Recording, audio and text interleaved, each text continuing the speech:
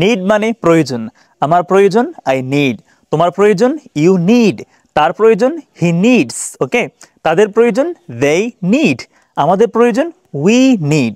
দেখেন তাহলে আমার একটি ঘড়ি প্রয়োজন, কি বলবো? I need a watch.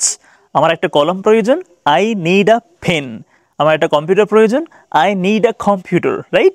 Very simple.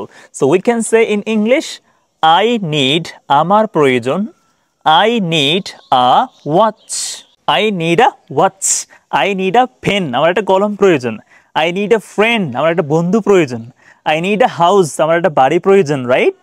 আচ্ছা, আমার একটি ঘড়ি কেনা প্রয়োজন, যখন কোনো কাজ নিয়ে বলবে, কেনা প্রয়োজন, যাওয়া প্রয়োজন, বিক্রি করা প্রয়োজন, পড়া প্রয়োজন, লেখা প্রয়োজন, কোনো কাজ মানে কোনো ভার্ব বললে তখন কি লাগবে?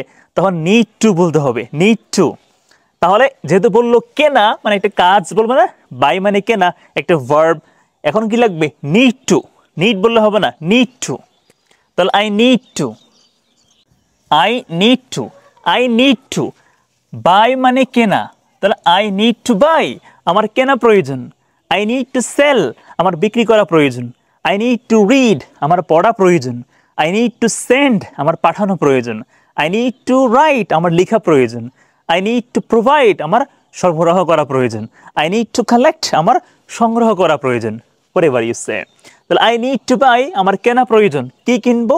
একটা ঘড়ি, a watch. I need to buy a watch, okay, clear. এবার দেখেন আমার একটি ঘড়ি কেনা প্রয়োজন নেই, মানে বর্তমান প্রেজেন্ট টেন্সে কি বলেছে? প্রয়োজন নেই। তাহলে কি বলতে হবে?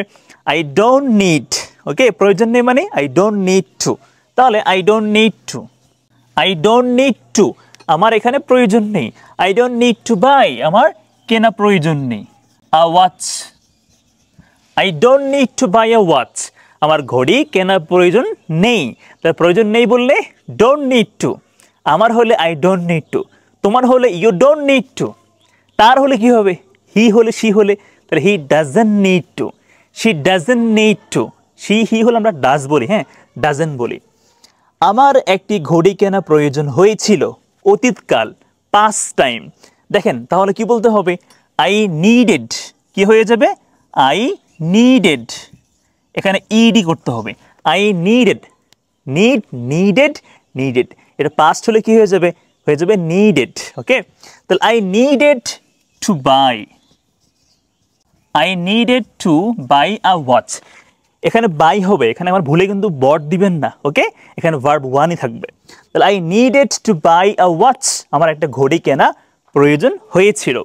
বলেন তো আমার গাড়িটা বিক্রি করা প্রয়োজন হয়েছিল, এটা ইংলিশ কি হবে? আমার গাড়িটা বিক্রি করা প্রয়োজন হয়েছিল, ওকে, এটা কি হবে? কমেন্ট করে বলেন। এবার দেখেন আমার একটি ঘড়ি কেনা প্রয়োজন হয়নি, প্রয়োজন হয়নি, তাহলে কি বলতে হবে? ডিডেন্ট নিড টু, পাস্ট হলে ডিডেন্ট নিড টু হয়ে যাবে। তাহলে I didn't need to buy a watch, I didn't need to buy a watch, okay. আচ্ছা এখন দেখেন আমার ঘড়িটা না কিনলেও চলতো, মানে কেনা প্রয়োজন ছিল না, বাট আমি কিনে ফেলেছি। এটা কেনা প্রয়োজন ছিল না, বাট আমি কিনে ফেলেছি, এটা দরকার ছিল না, না কিনলেও হতো। তাহলে এখানে কি বলবো? আই নিডেন্ট হ্যাভ, মানে আই নিড নট হ্যাভ, ওকে। তাহলে আই নিডেন্ট হ্যাভ বট,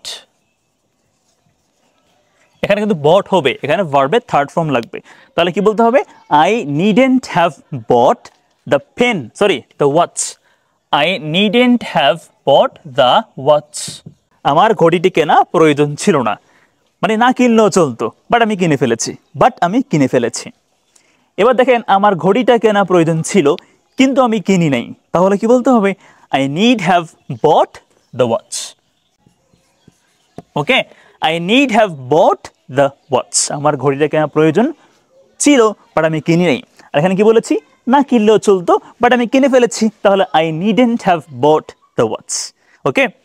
আচ্ছা এবার দেখেন দুইটা প্রশ্ন করি। আমার ঘড়িটা কেনা উচিত ছিল, শুড মানে উচিত, উচিত ছিল এখানে কি হবে? কমেন্ট করে বলেন। আর একটা প্রশ্ন এখানে আছে, আমার ঘড়িটা কেনা উচিত হয়নি, এটা কি হবে? কমেন্ট করে বলেন।